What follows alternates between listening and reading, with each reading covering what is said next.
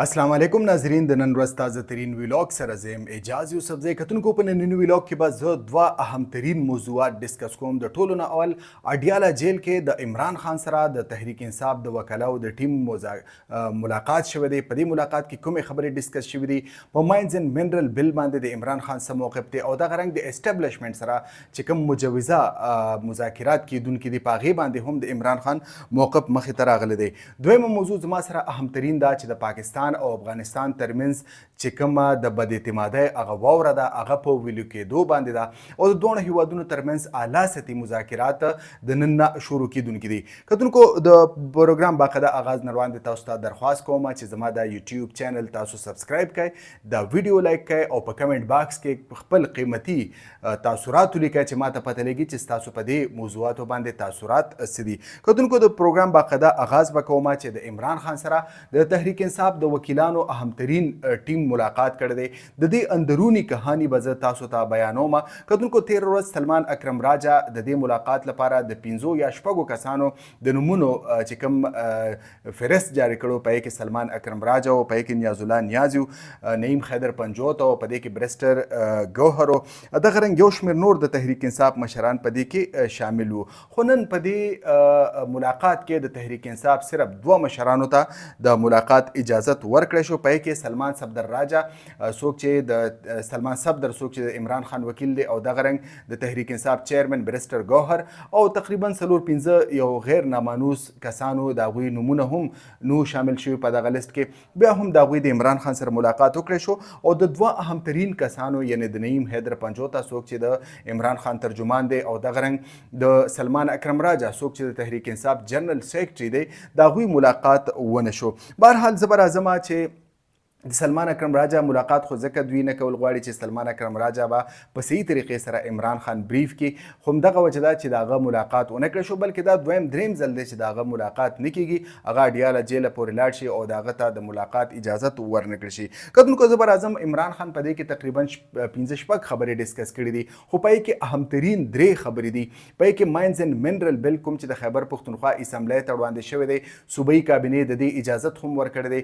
په هغې اړه عمران خان ویلي دی چې ترڅو زما حکم نه جاری شوی دا بل نشي پاس کېدلی. یعنی عمران خان په نور الفاظو کې ویلي دی چې الیمین ګنډاپور دی راشي او دغه رنګ د تحریک انصاف نور سیاسي مشران دی راشي او ما سره د دا معامله ډسکس کی، نو چې زه څنګه احکامات جاری کوم د هغې مطابق په دې بل باندې کار کولی شي، یعنی دا بل پاس کړی شي یا پاس نه کړی شي، دا د عمران خان د اجازت سره مشروط ده. کتونکو په دې کې عمران خان دا هم ویلي دی چې فضل الهي څوک چې M.P دی او دغه رنګ عمر ایوب څوک چې د تحریک انصاف په قومي اسمبلی کې اپوزیشن لیډر دی، دا کسان هم عمران خان یاد کړي دي چې دوی دی په ماینز اینډ منرل بل باندې د عمران خان سره ملاقات وکړي. او عمران خان کټګوریکلی یعنی په واضح الفاظو کې دا ویلي دي چې ترڅو د هغه حکم نه راغلی په ماینز اینډ منرل بل باندې مزید کاروایی نشي کېدلی. کتونکو د خیبر پښتونخوا د اسمبلی سپیکر بابر سلیم سواتی هم د حوالې سره یو مضبوط یو تکړه بیان جاری کړی دی او هغه هم د عمران خان د خبرې تایید کړی دی او ویلي دی چې ترڅو عمران خان اجازت نه ورکړي نو د خیبر پښتونخوا په اسمبلی کې دا بل نشي پاس کېدلی.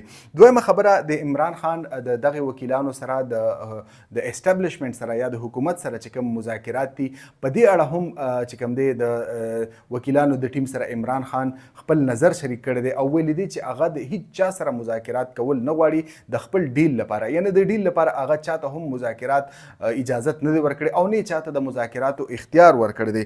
کتونکو څنګه چې تاسو ته پته ده عمران خان سره د وکیلانو ملاقات کړی دی، د وکیلانو بهر پریس کانفرنس کړی دی، ویلي دی چې عمران خان وایي که چېرې هغه ډیل کوو نو 3 کاله مخکې به هغه ډیل کړو، خو هغه به تل مدام چې کوم دی د عدالتونو نه او د آیین او قانون نه چې کوم دی په دې ذریعه باندې خپل رهایی په عمل کې راولي.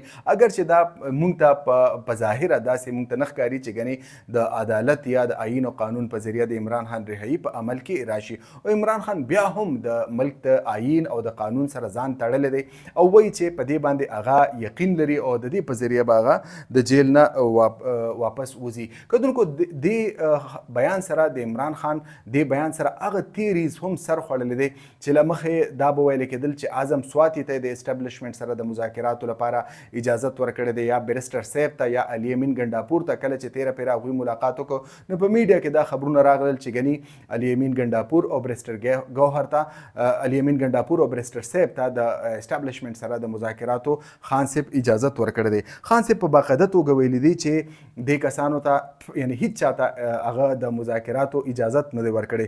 کتونکو د ترهګرۍ په اړه هم عمران خان ته بریفینګ ورکړی دی. عمران خان په دې باندې د تشویش څرګندونه کړې ده او ویلي دی چې د دې دهشتګردۍ له وجې عوام متاثر کیږي، صوبایي حکومت متاثر کیږي، صوبه متاثر کیږي او تحریک انصاف متاثر کیږي.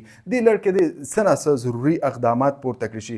کتونکو زه به لږ یقین دهاني وکړم چې د خیبر پښتونخوا حکومت د دهشتګردۍ د خاتمې لپاره یا د دې مسلې د حل لپاره د افغان حکومت سره د مذاکراتو فیصله کړې وه او دې لړ کې هغوی د وفاق سره هم رابطه کړې وه. ویلي چې د مذاکراتو لپاره چې کوم ټیوارز دي دا تاسو متعین کړئ، خو وفاق لا تر دې دمه تقریبا میاشت نیمه وشوله وفاق تر دې دمه داسې خاطرخوا بیان نه دی جاري کړی چې یعنې د افغانستان سره د خیبر پښتونخوا حکومت چې کوم مذاکرات کیږي د دې لپاره به کوم ټیواري وفاق په دې اړه خاموشه دی. کتونکو د پروګرام په دې دویمه برخه کې به زه ذکر کوم چې د پاکستان او افغانستان ترمنځ د بداعتمادۍ چې کومه فضا ده دا په ختمېدو ده. اعلی سطحي مذاکرات شروع کیدونکي دي د دواړو ډلو ترمنځ.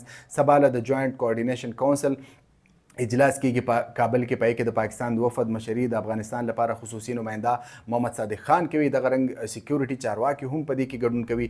د افغانستان له طرفه په دې مذاکراتو کې برخه اخلي عبدالقیوم ذاکر څوک چې نائب دفاع وزیر دی. په دې مذاکراتو کې به د بارډر مینجمنټ، د مهاجرینو مسله، دغه رنګ د تجارت مسله ډسکس کېږي. دغه رنګ سبا له هم د پاکستان په دوره راځي د افغانستان د تجارت وزیر، هغه به دلته د پاکستاني چارواکو سره په تجارت باندې او ټرانزیت ټریډ باندې خبره کوي. کتونکو ټرانزیت ټریډ هغه ته وایي کوم چې افغانستان د دریم هیواد سره د پاکستان په ذریعه کوي. نه د افغانستان سره سمندر نشته، یو لینډ لاک کنټري ده، هغوی سره سمندر نشته، نو هغوی د دې تجارت لپاره د پاکستان چې کوم سمندر دی دا استعمالوي یا د هندوستان سره چې کوم تجارت دی د هغې لپاره واګا بارډر استعمالوي. دې ته ټرانزیت ټریډ ویلی شي. په دې به سبا له هم مذاکرات کولی شي. کله چې دا دواړه مذاکرات وشي په کابل کې د صادق خان او د نائب دفاع وزیر د افغان سره چې ملاقات وشي او سبا له په پاکستان کې چې کوم د دفاع د افغانستان د تجارت وزیر دی د پاکستاني چارواکو سره مذاکرات کېدونکي دي. د دې په نتیجه کې چې دوی په کومو معاملاتو باندې ایګري شي نو د وزیر خزانه اسحاق ډار او یعنی اسحاق ډار نائب وزیر اعظم د پاکستان وزیر خارجه دی، هغه به په 19 اپریل باندې د کابل دوره کوي او دا ټول معاملات په د افغان چارواکو سره ډسکس کی او په دې شاید چې یو معاهده وشي. کتونکو په دې کې د ټولو نه اهم خبره د مهاجرینو ده. شاید چې مهاجرینو ته په دې کې هم څه نه څه ریلیف ورکړی شي، د دوی دا پروسس چې کوم دی دا سلو کړی شي یا دوی مرحله وار خپل وطن ته ولېږلی شي. ځکه چې تاسو ته پته ده چې تقریبا 8.5 لکه ACC کارډ لرونکي دي او و پورې یعنی ولکه پورې غیر قانوني افغان کډوال دي پاکستان کې او تقریبا 14 پورې هغه افغان کډوال دي د چا رجسټریشن چې د UNHCR سره شوی دی او هغوی ته په باقاعده توګه POR کارډز یعنی پروف اف ریزیډنس کارډ جاری کړی شوی دی په باقاعده توګه. نو دغه کسانو د وتلو اهم چیلنج دی پاکستان ته. نو دا پکار دا چې مرحله وار وکړی شي او یقینا په سباني مذاکراتو کې به دا معامله ډسکس کیږي.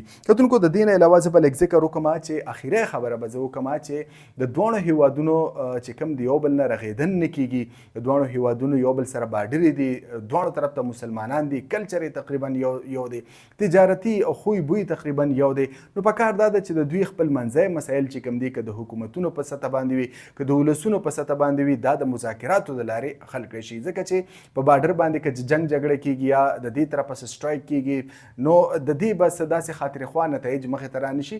صرف مذاکراتي عمل په ذریعه د دواړو هیوادونو چې کوم دا معاملات دي دا حل کېدلی شي. کتونکو همدا د نننۍ ورځ همترین ویلوګ راتلونکي ویلوګ پورې اجاز یوسفزۍ ته اجازت ورکړئ. د الله په امان.